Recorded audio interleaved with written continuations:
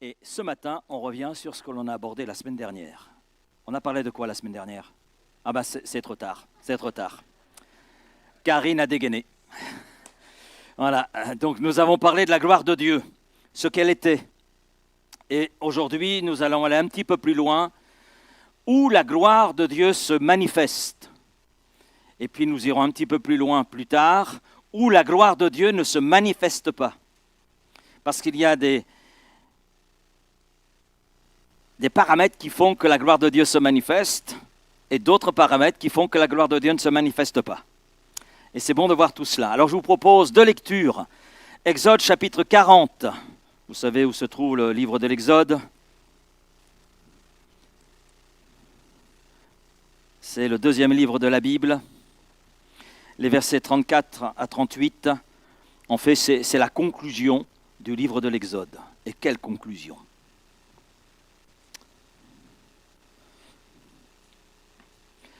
Nous lisons ceci, donc Exode 40, verset 34. « Alors la nuée couvrit la tente d'assignation, et la gloire de l'Éternel remplit, notez bien, la gloire de l'Éternel remplit le tabernacle. Moïse ne pouvait pas entrer dans la tente d'assignation parce que la nuée restait dessus, et que la gloire de l'Éternel remplissait le tabernacle. Aussi longtemps que durèrent leurs marches, les enfants d'Israël partaient, quand la nuée s'élevait au-dessus du tabernacle. Et quand la nuée ne s'élevait pas, ils ne partaient pas jusqu'à ce qu'elle s'élève. La nuée de l'Éternel était de jour sur le tabernacle, et de nuit il y avait un feu aux yeux de toute la maison d'Israël pendant toute leur marche. » Et nous allons dans le premier livre des rois, au chapitre 8. Chapitre 8 du livre des rois, les versets 10 et 11. Chez vous, vous lirez tout le contexte, mais je vais m'arrêter ce matin juste sur les versets 10 et 11. C'est la dédicace du temple que vient de faire construire Salomon. Et nous lisons, « Au moment où les sacrificateurs sortirent du lieu saint, la nuée remplit la maison de l'Éternel. Les sacrificateurs ne purent y rester pour faire le service à cause de la nuée, car la gloire de l'Éternel remplissait toute la maison de l'Éternel. Car la gloire de l'Éternel remplissait toute la maison de l'Éternel. » Il y a une vérité fondamentale qui traverse toute la Bible, du premier au dernier chapitre de la Bible, que ce soit Genèse 1 jusqu'à Apocalypse 22, il y a une vérité qui est là fondamentale, c'est que Dieu est partout. Mais sa gloire ne se manifeste pas partout. C'est vrai que Dieu est omniprésent, omniscient, nous le savons, et il est bon de se le rappeler. Mais la gloire de l'Éternel ne se manifeste pas partout. Dieu était en Égypte.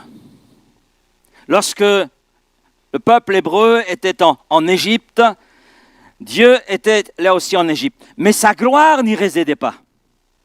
Sa gloire n'y résidait pas. Dieu voyait la souffrance de son peuple. Dieu a même entendu les cris de son peuple. Mais sa gloire ne demeurait pas en Égypte.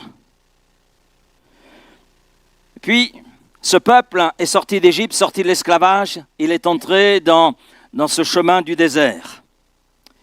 Un lieu sans confort, un lieu sans stabilité, un lieu plutôt dangereux, inhospitalier. Et pourtant, c'est là que la gloire de l'Éternel était présente. C'est là que la gloire de Dieu s'est manifestée. Dieu était présent en Égypte, mais sa gloire n'y était pas. Dieu était présent dans le désert, mais il y avait sa gloire qui y résidait. Amen. Alors pourquoi?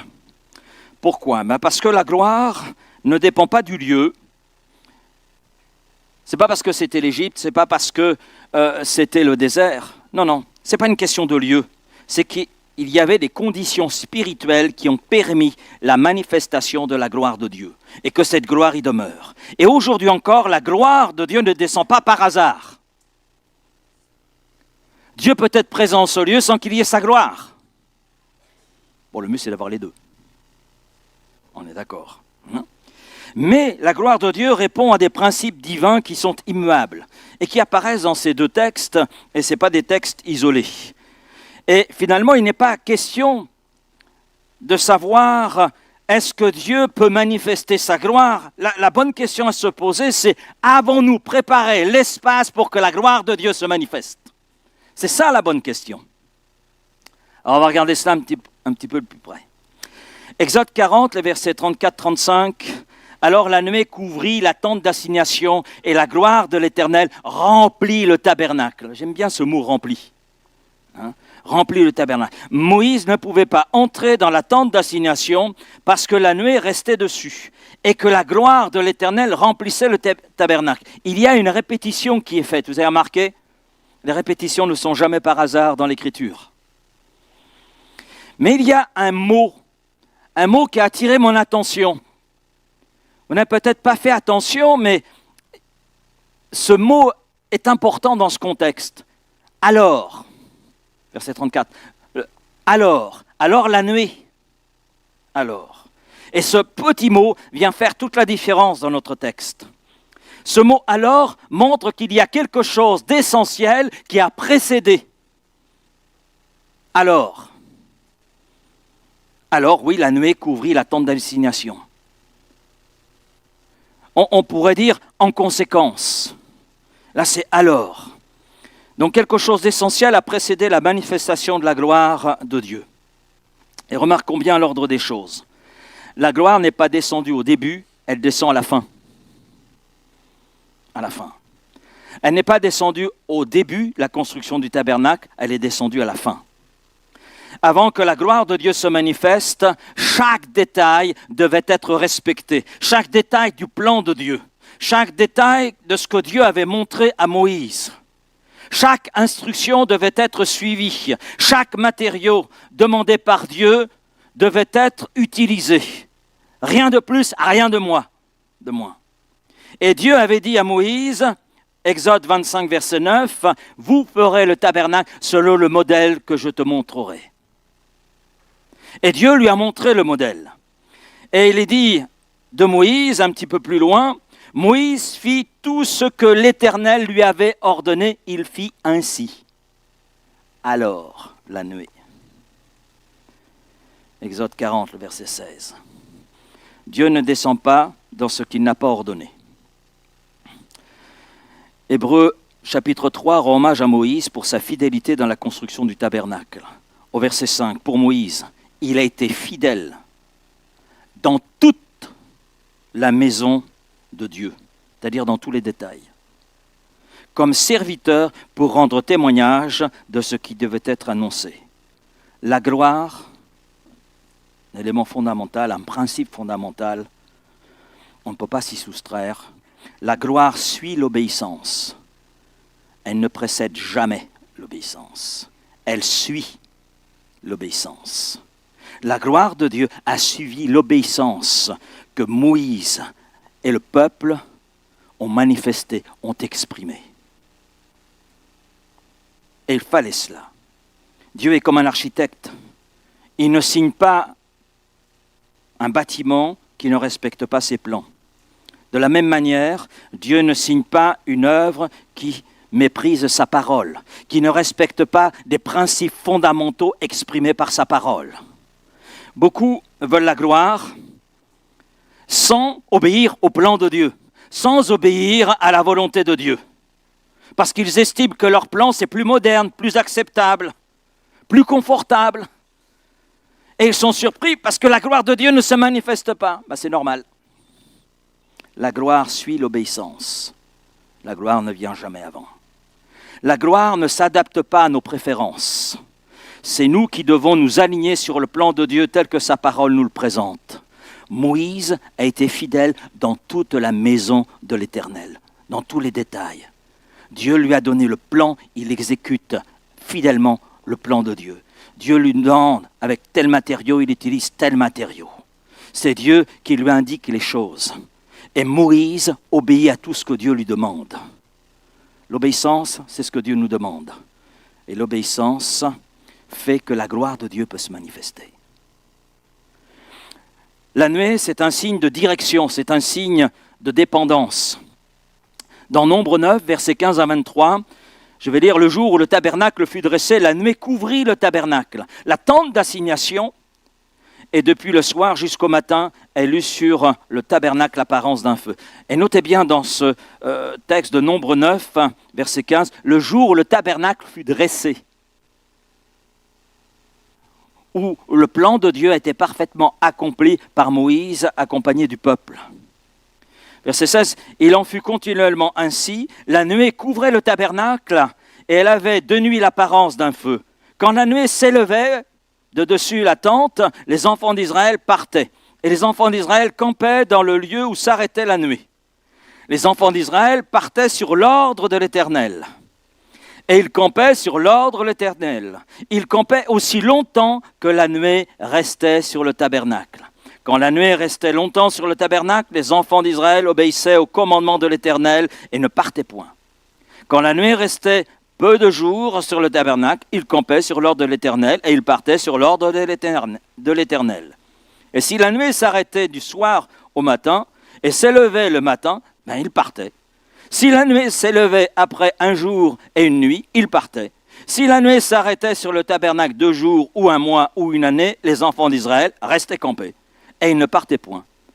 Et quand elle s'élevait, ils partaient. Ils campaient sur l'ordre de l'Éternel, ils partaient sur l'ordre de l'Éternel, ils obéissaient au commandement de l'Éternel, sur l'ordre de l'Éternel donné par Moïse. Je trouve ce passage très intéressant. C'est certainement pas le passage qu'on retient le mieux, hein. Mais quand on regarde un peu ce passage, on s'aperçoit que rien ne se fait au sein du peuple sans que Dieu soit celui qui donne l'ordre. Il campe quand Dieu a décidé qu'il campe. Quand la nuée s'élève, le peuple s'en va. Quand la nuée s'arrête, il s'arrête. Ça peut être une nuit, ça peut être 2 jours, ça peut, comme le dit le texte, 1 mois ou une année, peu importe. Ils sont là dans l'obéissance. Et dans ce passage, la nuée représente la gloire de l'Éternel, la Shekinah. Amen. Elle était visible aussi bien le jour que la nuit. Le jour, elle se manifestait comme une nuée légère, et la nuit, elle avait l'apparence d'un feu. Et Israël, le peuple, sous la direction de Moïse, ne bougeait pas sans la gloire.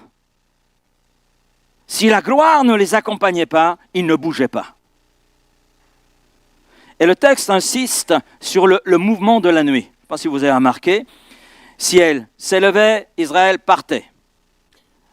C'était l'indication que Dieu donnait pour que le peuple avance. Si elle restait en place, la nuée, l'Israël campait. Donc Dieu indiquait par cela même que c'était le moment de s'arrêter. Chaque mouvement ou immobilité de la nuée était une directive de la part de Dieu, une directive divine. Et Israël ne se déplaçait jamais sur sa propre initiative. C'est ce que ce passage de Nombre 9 met là en évidence. Mais il se déplaçait uniquement sur l'ordre de Dieu. La gloire de Dieu était le GPS divin pour le peuple. Amen. Nous aussi, dans notre vie spirituelle, mais plus encore dans notre vie quotidienne, nous avons besoin d'un GPS. Et c'est la gloire de Dieu qui est aussi notre GPS. En tant qu'enfants de Dieu, nous devons apprendre à ne pas agir par impulsion ou par impatience, mais à discerner la direction de Dieu dans notre vie. Et la nuée devient, je dirais, un modèle de dépendance totale à la direction que Dieu veut que l'on prenne. Là où la gloire est honorée, l'homme cesse de se précipiter. Dans le texte que nous avons lu, là, que je lis pour vous, vous pourrez le relire chez vous, Nombre 9, on ne voit aucune précipitation. Les choses se font simplement dans l'ordre que Dieu a décidé. Et le peuple d'Israël ne bougeait jamais sans la gloire. Parce qu'elle incarnait la présence de Dieu, elle incarnait la puissance de Dieu, elle incarnait la direction de Dieu. Ce peuple était sous la dépendance totale de Dieu. Ce peuple honorait Dieu par son obéissance. Spirituellement, l'honorer signifie reconnaître. Reconnaître que nos décisions ne dépendent pas uniquement de notre volonté, de notre timing, mais que ça dépend de Dieu. Amen. Est-ce que vos décisions, est-ce que mes décisions dépendent de Dieu ou est-ce que ça dépend de notre impatience, de nos impulsions? ou de quelqu'un d'autre qui n'est pas de Dieu. Finalement, cela nous enseigne l'humilité et la confiance en acceptant que Dieu sait mieux que nous comment nous devons avancer et quelle direction nous devons prendre. Il est important pour nous de nous rappeler de ces choses. Reconnaître que le mouvement spirituel doit être guidé par la gloire de Dieu. Non pas par la précipitation qui peut être la nôtre. Et on le sait dans l'Écriture, là où il y avait impatience, ça a toujours conduit dans le mur. Ça a toujours conduit dans le mur. C'est l'un des problèmes qui était celui de ce roi Saül.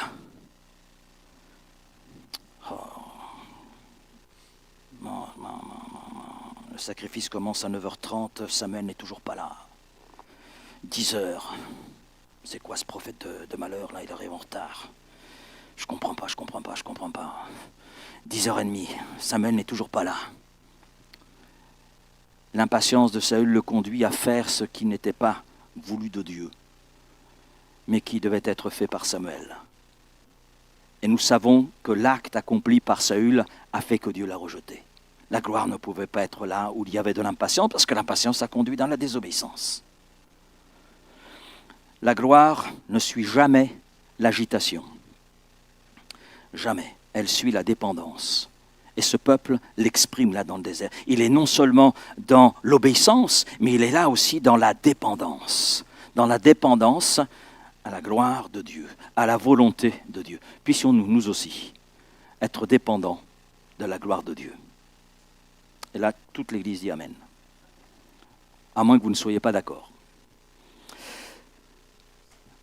On en arrive à 1 Roi, chapitre 8, versets 10 et 11. Les sacrificateurs ne purent y rester pour faire le service, car la gloire de l'Éternel remplissait la maison. Vous savez, le temple là de Salomon, ce n'était pas un lieu polyvalent. Ce n'était pas un lieu partagé. Je ne sais pas si vous avez remarqué. Ce n'était pas un lieu mélangé. C'était une maison consacrée à l'Éternel. Elle était dédiée à l'Éternel. Et le texte le précise. Car la gloire de l'Éternel remplissait la maison, toute la maison. La maison de l'Éternel. La maison qui a été pour l'Éternel. La maison qui appartient à l'Éternel. Et c'est très intéressant. On a une leçon par rapport à cela. Dieu ne partage pas sa gloire. Dieu ne partage pas sa gloire. Dieu ne partage pas son trône. Beaucoup veulent que Dieu habite leur vie, mais ils gardent toujours une pièce fermée. Vous n'avez pas remarqué cela? Demandez à votre voisin s'il n'a pas gardé une pièce fermée. Bon, il n'osera pas vous répondre. Mais posez-lui la question, on ne sait jamais. Hein?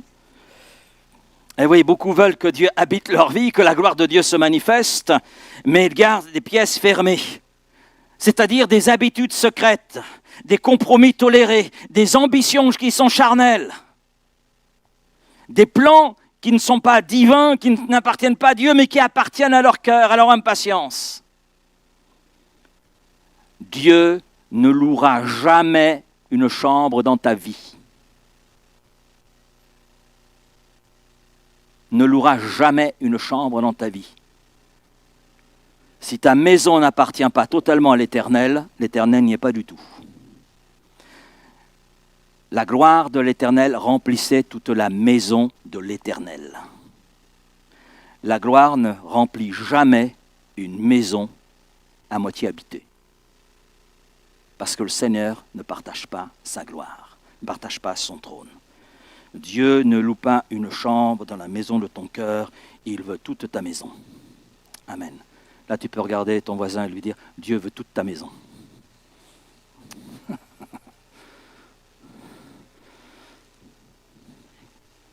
Et ton voisin va te répondre, c'est aussi vrai pour toi. Salomon consacre le temple. Salomon a construit le temple. Un temple pour Dieu, dédié à Dieu, lieu de la présence de Dieu. Et il se tient devant l'autel.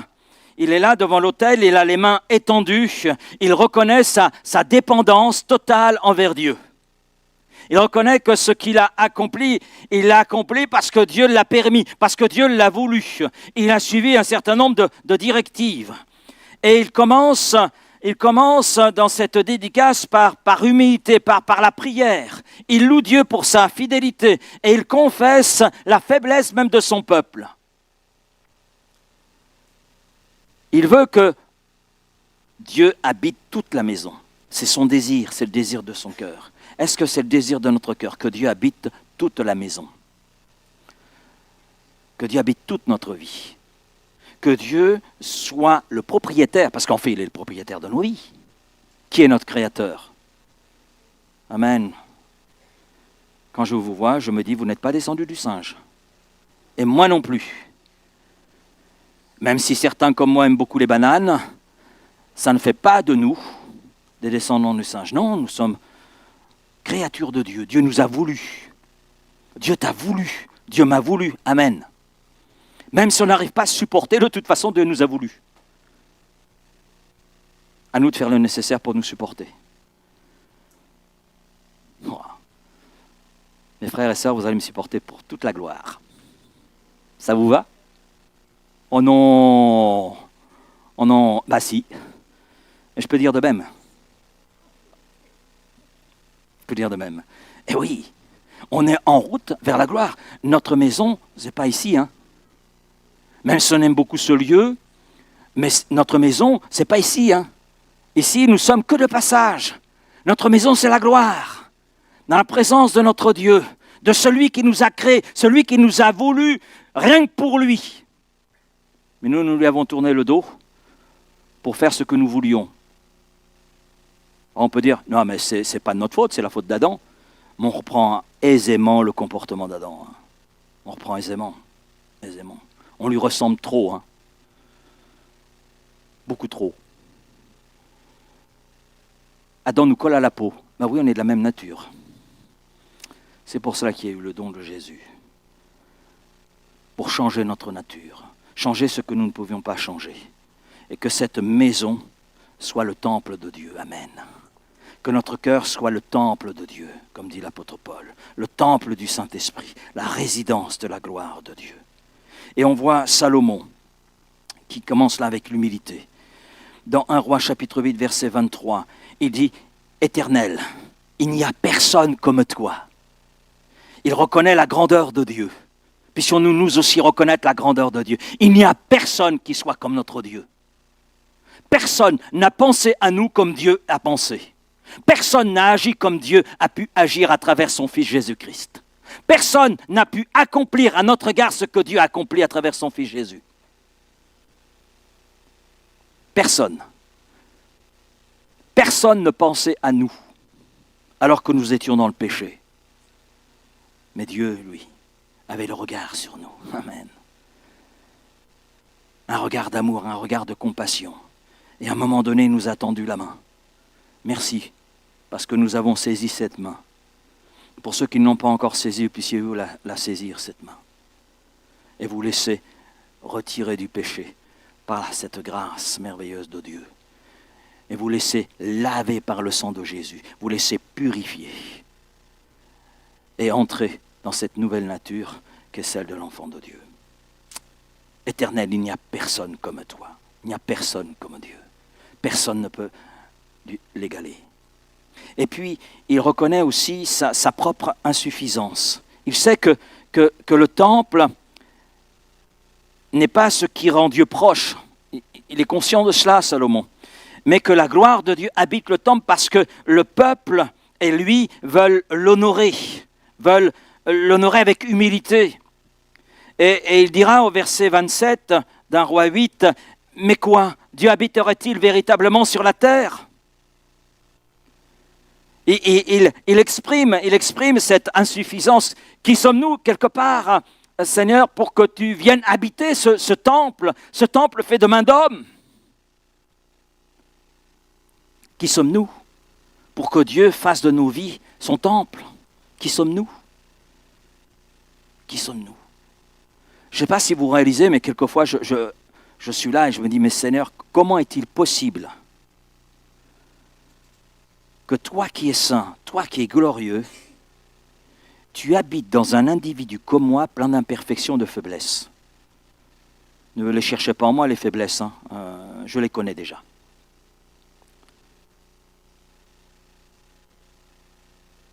Bon, ce qui me rassure, c'est de savoir que vous êtes de la même nature que moi. Donc on est fait avec des limites, on est fait avec des faiblesses.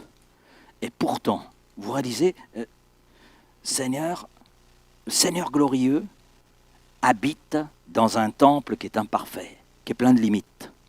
Qui est plein de limites. Moi, si ma femme n'est pas là pour me rafraîchir constamment la mémoire, j'ai plein de trous. Plein de trous. C'est ça, quand on a dépassé les 18 ans,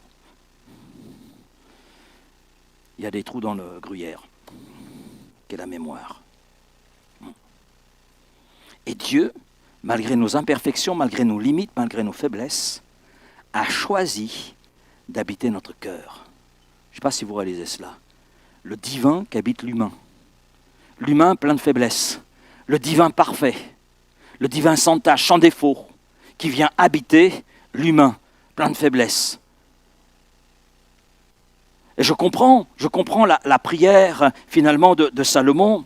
Mais quoi, Dieu habiterait-il véritablement sur la terre? Habiterait-il vraiment dans ce temple fait de main d'homme? Et il est saisi par cela. Il est saisi par cela. Parce qu'il réalise sa propre insuffisance, ses propres limites, ses propres faiblesses, mais il réalise aussi les propres faiblesses du peuple. Il réalise cela. Et il ne peut que s'incliner devant Dieu. Et puis nous le voyons aussi prier pour le peuple. Il demande pardon pour les péchés du peuple. Et il montre qu'il ne se place pas au-dessus des autres. Vous savez qu'il est facile de se juger, non? Vous avez remarqué? Se juger les uns les autres. Un peu plus difficile de se juger soi, mais il est plus facile de se juger les uns les autres.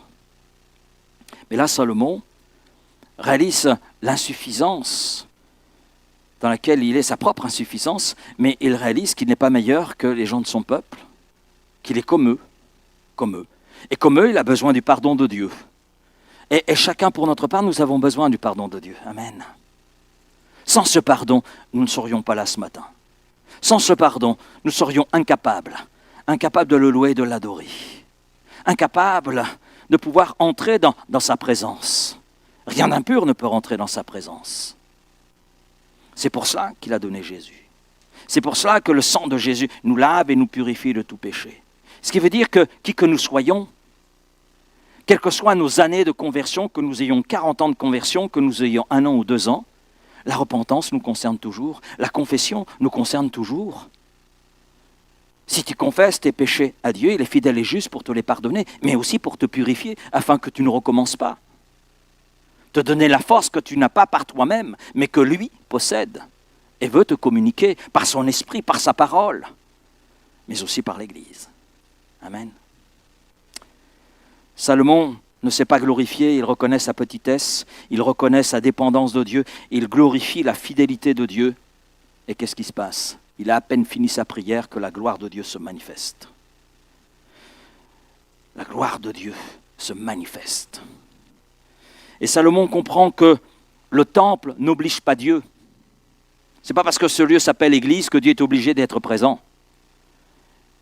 Il y a des lieux comme ceux-ci, peut-être plus décorés que le nôtre, c'est possible, peut-être plus embellis que le nôtre, où en réalité, même si le titre c'est Église, même si ça porte le titre Église évangélique, même si ça porte Assemblée de Dieu, c'est pas dit que Dieu y soit. C'est pas dit que Dieu y soit. C'est pas le lieu, souvenons-nous, qui fait que la gloire de Dieu se manifeste. Non, c'est les attitudes spirituelles que nous exprimons devant Dieu, que nous manifestons. Et Salomon comprend que le temple n'oblige pas Dieu. La structure ne garantit rien. Il a suivi, c'est vrai, un modèle, il a construit quelque chose de beau, mais ce n'est pas pour lui une garantie que la gloire de Dieu va se manifester. Et il est conscient que seule l'obéissance, seule l'humilité fait que la gloire de Dieu va se manifester. Il le sait. Et lorsque Salomon finit sa prière, qui montre son humilité, sa dépendance de Dieu, toute l'insuffisance qu'il reconnaît, eh bien là, à peine terminé sa prière, la gloire de l'Éternel remplit le temple. 1 Roi 8, les versets 10 à 11 que nous avons lus, j'y reviens. Alors la nuée remplit la maison de l'Éternel, au point que les sacrificateurs ne pouvaient plus tenir devant la nuée. Amen. Amen, alléluia. Quand on regarde là, le lien est évident entre l'obéissance et l'humilité de Salomon et la manifestation de la gloire de Dieu. Quand on lit ce chapitre, le lien est tellement évident, on comprend effectivement que la gloire de Dieu ne se manifeste pas n'importe où. Mais là où il y a obéissance, là où il y a humilité, la gloire de Dieu se manifeste, la gloire de Dieu agit. Amen. L'humilité précède la gloire. Salomon, même roi puissant, met un genou à terre devant Dieu. Amen. Et nous savons que tout genou un jour fléchira. C'est ce que Paul dit dans Philippiens chapitre 2. La gloire de Dieu n'est pas attirée par la force humaine ou par des artifices quelconques, mais par la reconnaissance de sa grandeur. Amen. Amen. La dépendance collective, c'est ce que l'on voit. Ce n'est pas simplement Salomon qui montre toute son insuffisance et sa dépendance, mais à travers Salomon, c'est tout le peuple. C'est tout le peuple, parce que tout le peuple est là avec lui. Tout le peuple est là, rassemblé, est là devant cette construction qu'ils viennent de réaliser, où chacun a participé à son niveau. Et cette dépendance collective fait que, bien tous ensemble, ils s'humilient, ils reconnaissent avec humilité qu'ils ne sont pas grand-chose, mais que Dieu est tout. Et cette dépendance fait que Dieu manifeste sa gloire. Il est évident que lorsque le peuple de Dieu est divisé, la gloire de Dieu n'y est pas. Parce que les divisions, quand on regarde, c'est l'expression de l'orgueil de l'homme. Puis comme Israël et Salomon, savoir attendre et reconnaître Dieu dans toutes ses décisions fait que la bénédiction est là et que la gloire de Dieu peut se manifester. L'humilité attire la gloire. Je ne sais pas si vous avez remarqué, mais dans les deux situations que nous avons citées, que ce soit concernant le tabernacle ou que ce soit le temple, quand la gloire de Dieu se manifeste, l'activité humaine s'arrête. Vous avez remarqué cela? La gloire de Dieu se manifeste dans le tabernacle, Moïse ne peut plus rentrer. La gloire de Dieu se manifeste et remplit l'ensemble du temple, les sacrificateurs ne peuvent pas rentrer. Vous avez remarqué cela? Alors la nuée remplit la maison de l'Éternel au point que les sacrificateurs ne pouvaient plus tenir pour servir à cause de la nuée. Donc les sacrificateurs s'arrêtent. Ils ne peuvent plus continuer leur service habituel. Oh mince alors. Oh les gars, si vous ne faites pas votre boulot, vous ne serez pas payé à la fin du mois. Mais cet arrêt n'est pas un échec. C'est la preuve que Dieu a pris le contrôle de la situation. Quand la gloire de Dieu se manifeste, quand la gloire de Dieu descend, on le voit avec le tabernacle, on le voit avec le temple, l'activité humaine devient secondaire. Dieu manifeste sa gloire, c'est Dieu qui prend la direction, c'est Dieu qui prend le contrôle, c'est Dieu qui accomplit les choses à sa manière. Et là je dis Amen. Ça nous est arrivé avec Raphaël d'être dans une église, d'être dans un culte. On venait juste de remettre la journée entre les mains du Seigneur. Et je n'ai même pas eu le temps d'aborder un chant que là, l'Église s'est mise à louer le Seigneur d'un seul cœur, d'une seule âme. Et la gloire de Dieu s'est manifestée. Elle s'est manifestée à un tel point que je n'ai pu que m'asseoir sur la chaise et contempler. Et ce jour-là, eh bien, nous avons vu des guérisons, des baptêmes dans le Saint-Esprit. Nous avons vu des jeunes plier les genoux devant Dieu, crier à Dieu leurs péchés, ce que l'Église n'avait pas vu depuis X années, depuis sa naissance. Elle existait déjà depuis plus de 40 ans. Ce jour-là, je n'ai pas prêché. Le Seigneur m'a dit, Laurent, tu t'assieds, tu me regardes, c'est moi qui prends le contrôle du culte. Mais je vous assure, c'était bon. C'était bon. C'était bon. J'étais au repos forcé. Amen. Ce repos-là, je l'accepte. Ce repos-là, j'en veux tous les jours. Et c'est le Seigneur qui a pris le contrôle. Et c'était tellement beau. mais tellement bon, tellement bon. Vous savez, le vrai succès spirituel n'est pas dans l'activité humaine, n'est pas dans l'action humaine, mais dans la réceptivité de Dieu, de sa présence.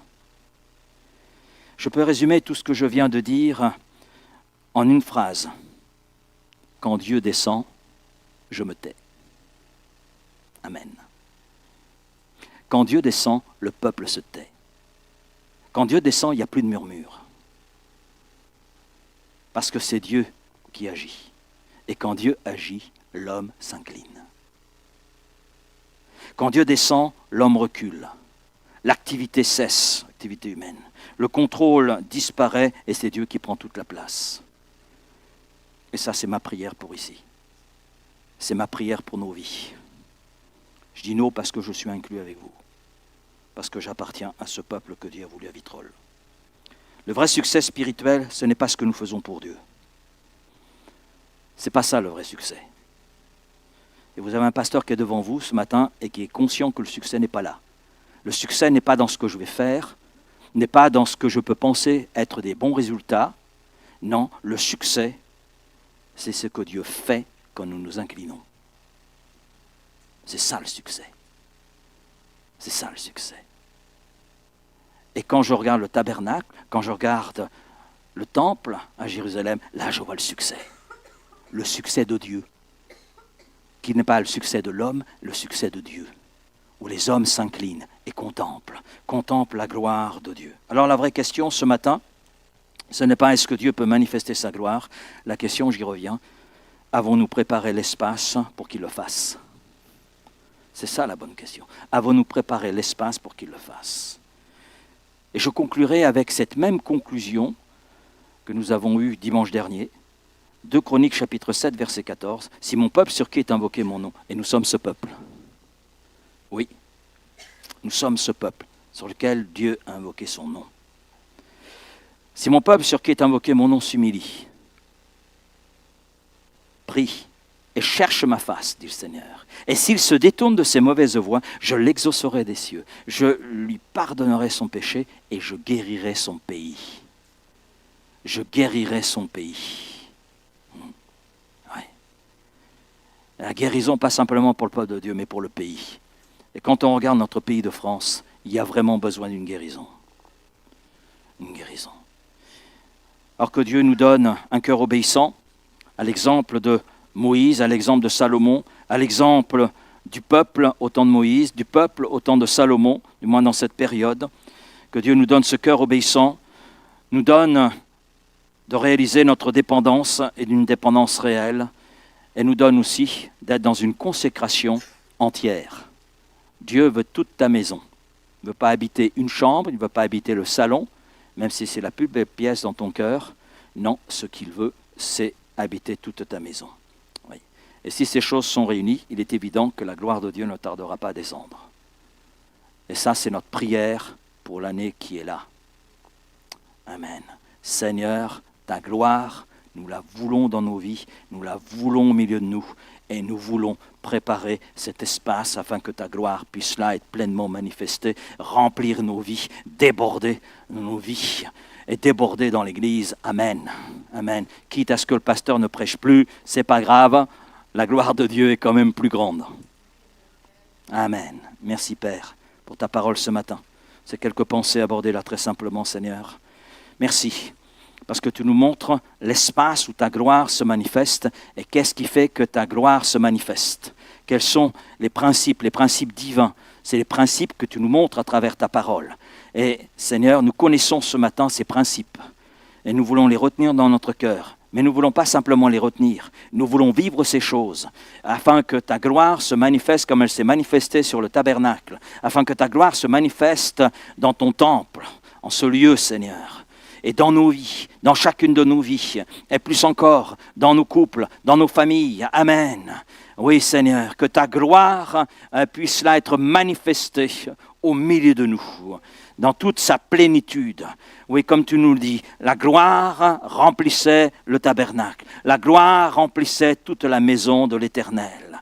Et Seigneur, il y a cette répétition qui est là. Donc nous savons que ça, c'est dans ta volonté. Tu veux manifester ta gloire. Et nous voulons nous préparer l'espace, préparer nos cœurs, préparer nos vies, afin que ta gloire se manifeste. Oui, Seigneur. Alléluia, Seigneur. C'est ma prière pour ma vie, c'est ma prière pour ma famille, c'est ma prière pour l'Église. Oui, Seigneur. L'Église que tu nous as confiée. Seigneur, nous voulons que ta gloire se manifeste. Amen. Oh Seigneur, que ta gloire se manifeste, que ta gloire soit réalité au milieu de nous, Seigneur. Merci pour nos expériences passées. Mais Seigneur, c'est cette fraîcheur de ta gloire d'aujourd'hui que nous voulons expérimenter, vivre. Oui, Seigneur. Je te remercie pour mes expériences d'hier, pour ce que nous avons pu vécu, vivre dans certains contextes, Seigneur. Mais je sais que tu es le Dieu du aujourd'hui. Amen. Et c'est aujourd'hui que je veux voir ta gloire. Aujourd'hui, Seigneur, je veux goûter à ta gloire. Aujourd'hui, je veux voir ces choses, Seigneur, telles qu'elles sont présentées dans ta parole. Alors merci, parce que tu nous en montres le chemin, tu nous en montres les principes pour les vivre. Et Seigneur, c'est ce que nous voulons. Et nous ne voulons pas être ce peuple qui se dérobe, mais ce peuple qui avance. Oui, Seigneur, dans l'obéissance, dans la foi, dans cette dépendance, dans l'humilité. Oui, Père, merci. Amen. Amen, amen, amen, amen.